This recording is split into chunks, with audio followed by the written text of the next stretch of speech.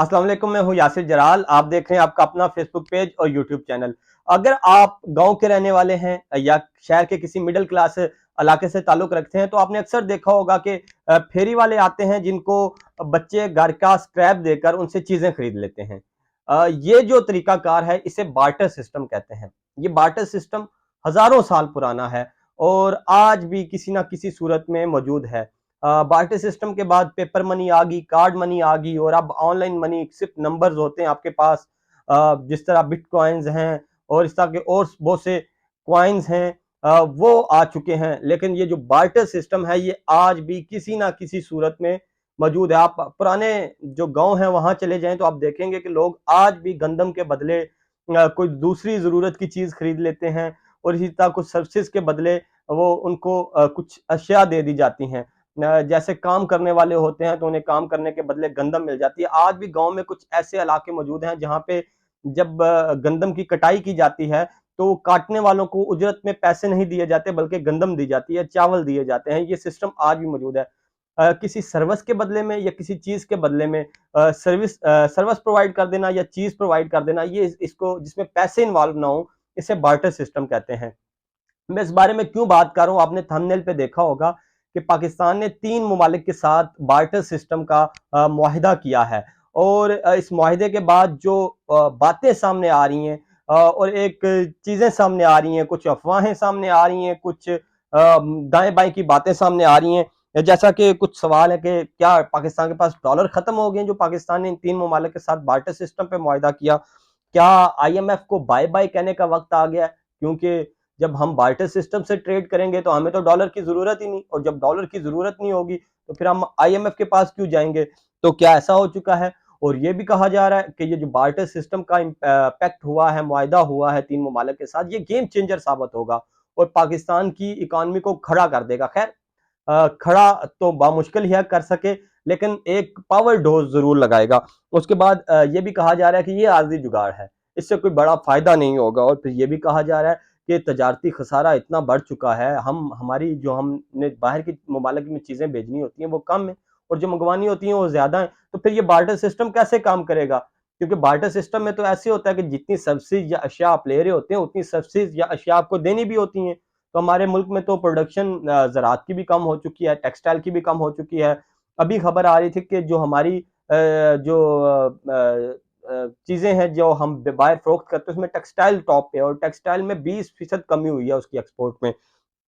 तो ये सारी सूरत हाल है, ये सारे सवाल हैं जिनके आपको जवाब देने हैं। अब हुआ क्या कि वजारत तजारत ने एक नोटिफिकेशन जारी किया। उस नोटिफिकेशन में ये कहा गया है कि पाकिस्तानी ताजर रशिया, ईरान और अफगानिस्तान के साथ बार्टर सिस्टम पर तजारत कर सकते हैं। ये बार्टर सिस्टम की तजारत कोई नई टर्म नहीं है।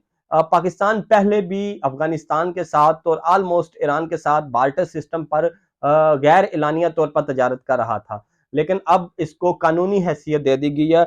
और वजारत जो तजारत है, अगर मैं आपको मुकम्मल पढ़ के सुना दूं कि सिंगल विंडो और इंपोर्ट एक्सपोर्ट के लाइसेंस के हामिल अफराद एफबीआर में एक्टिव टैक्स पेयर्स हजरात जो हैं वो मुतलका मुल्क में जिसके साथ वो बार्टर सिस्टम करना चाहते हैं वहां पे मौजूद पाकिस्तानी मिशन की इजाजत के बाद ये कर सकते हैं, बार्टर सिस्टम कर सकते हैं कि आप उन ममालिक से अशिया मंगवाएं और यहाँ से बदले में अशिया भेज दें।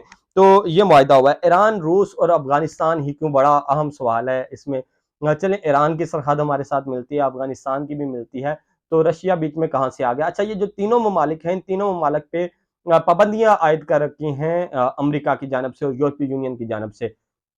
ईरान पर जोहरी तवानाई के मामला पे पाबंदियां आयद हैं। जब से तालिबान की हुकूमत आई अफगानिस्तान के अंदर तो उनसे तमाम दुनिया के सफारती ताल्लुकात मुनक़ता हैं। उसके बाद रशिया यूक्रेन वार की वजह से पाबंदियों का सामना है। तो पाबंदियां जब लग जाती हैं किसी मुल्क पे तो फिर जो सेफेस्ट जो मेथड होता है किसी भी चीज़ की खरीदारी का, उसके लिए जो लेटर ऑफ क्रेडिट बनते हैं वो नहीं बन पाते। बेसिकली पाबंदियां होती यही है कि आप रशिया के साथ ट्रेड करना चाहते हैं तो आलमी बैंक या बैंक जो होते हैं वो आपके लिए लेटर ऑफ क्रेडिट नहीं ओपन करते क्योंकि वहां पे पाबंदी होती है। तो लेटर ऑफ क्रेडिट ना खुलने की वजह से आप तजारत नहीं कर पाते। तो अब ये जो बार्टर सिस्टम पाकिस्तान ने इसकी इस्तेलाह जो है वो अप्लाई की है, बार्टर सिस्टम अप्लाई किया, इससे क्या होगा कि हमें लेटर ऑफ क्रेडिट की जरूरत ही नहीं है। हमने चीज लेनी है और बदले में चीज दे देनी है। अब जिन 3 ममालिक के साथ ये मुआहिदा तय पाया उनके साथ हमारी तजारत का लेवल क्या है? अगर पाकिस्तान के तजारत करने वाले ममालक जिनके साथ पाकिस्तान तजारत कर रहा है, अगर उनको देखा जाए तो सबसे पहले नंबर पे आएगा ईरान। अगर 20 ममालक की लिस्ट बनाई जाए ना कि पाकिस्तान के साथ तजारत कितने बड़े पैमाने पे कर रहा है, तो ईरान का 20वां ही नंबर होगा। तो ईरान के साथ हम ऑलरेडी तजारत कर रहे हैं। ये हालिया जो कशीदगी कम हुई मिडल ईस्ट के साथ ईरान की, जो सॉरी गल्फ कंट्रीज हैं इनके साथ जो उसकी कम हुई कशीदगी, उसके बाद पाकिस्तान ने कोई तजारत के ऊपर ज्यादा फोकस कर दिया, बॉर्डर के ऊपर एक मार्केट भी ओपन होगी और अब बार्टर सिस्टम भी उसके साथ करने जा रहे हैं। अब मसला क्या है कि ईरान के लिए लेटर ऑफ क्रेडिट नहीं थे ओपन होते, तो अब हम बार्टर सिस्टम के तहत उनके साथ तजारत को फरोग दे सकेंगे, बढ़ा सकेंगे। और दूसरा अफगानिस्तान, अफगानिस्तान के साथ भी सफारती ताल्लुकात मुनक़ता हैं, लेकिन अफगानिस्तान के साथ हमारी ऑलरेडी ट्रेड तकरीबन ना होने के बराबर है। वहां पे जो चीजें आ रही हैं जा रही हैं वो स्मगल हो रही हैं, वो उनका ऑन रिकॉर्ड ऑन पेपर उनकी कोई जो है वो एंट्री नहीं होती। खैर ये करने से शायद उसके ऊपर भी कंट्रोल पाया जा सके और पाकिस्तान ईरान अफगानिस्तान के साथ बार्टर सिस्टम कर सके। रशिया के साथ हमारी तजारत बिल्कुल भी नहीं थी। अभी हमारा एक ऑयल टैंकर पहुंचने वाला है रशिया से ऑयल लेके, जिसके बारे में कहा जाता है कि उससे पाकिस्तान में ऑयल की कीमतों में फर्क पड़ेगा। लेट्स सी कि ऐसा होता है या नहीं होता, क्योंकि ये भी एक एक्सपेरिमेंटल है। जहाज आएगा, तेल उतरेगा, उतर के उसकी रिफाइनरी होगी, रिफाइन करने के बाद पता चलेगा कि ये ऑयल कितने रुपए में पाकिस्तान को पड़ रहा है, और उसके बाद पता चलेगा कि ये सस्ता भी है कि सस्ता नहीं है। खैर ये अलग बात है। अब रशिया के साथ भी हम ट्रेड करेंगे। अब वो कौन सी चीजें हैं जो पाकिस्तान इस मुआहदे के तहत दूसरे ममालिक को बेच सकता है, और वो कौन सी चीजें हैं जो पाकिस्तान मंगवा सकता है।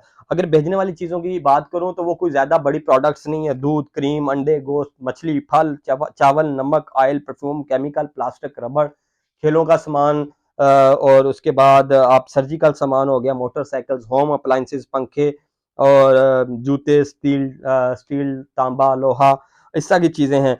और अगर मंगवाने की बात करें तो वो सारी चीजें शामिल हैं जो पाकिस्तान बहुत ज्यादा मंगवा रहा है। पेट्रोलियम मसनूआत हैं, और टेक्सटाइल की मशीनरी है, खादें हैं, दालें हैं, और ऑयल का सीड है। ये सारी चीजें हैं जो पाकिस्तान ने इसके बदले में लेनी है उन ममालिक से, और पाकिस्तान अब इस सिस्टम के तहत जा रहा है। अब ये कहा जा रहा है कि जी ये लागू होने से सत्ते हैरान हो जाएंगी और पाकिस्तान की इकॉनमी मजबूत हो जाएगी। ऐसा नहीं होगा, क्योंकि तजारत बड़े छोटे पैमाने पर हो रही है इन ममालिक के साथ, और इस छोटे पैमाने पर जो तजारत हो रही है उससे मुझे नहीं लगता कि इतना इम्पैक्ट पड़ेगा। लेकिन थोड़ा बहुत डॉलर के ऊपर से प्रेशर कम होगा, क्योंकि जब हम डॉलर के बजाय बार्टर सिस्टम में ट्रेड करेंगे तो वो जो डॉलर है वो जो हमें भेजना पड़ता है और लाना पड़ता है, वो सारी चीजें खत्म हो जाएंगी, और उससे आसानी होगी पाकिस्तान के लिए। कुछ आईएमएफ बाय बाय हो जाएगा इससे।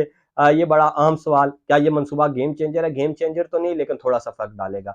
आईएमएफ बाय बाय हो जाएगा ऐसा नहीं होगा। आईएमएफ की जरूरत है और रहेगी।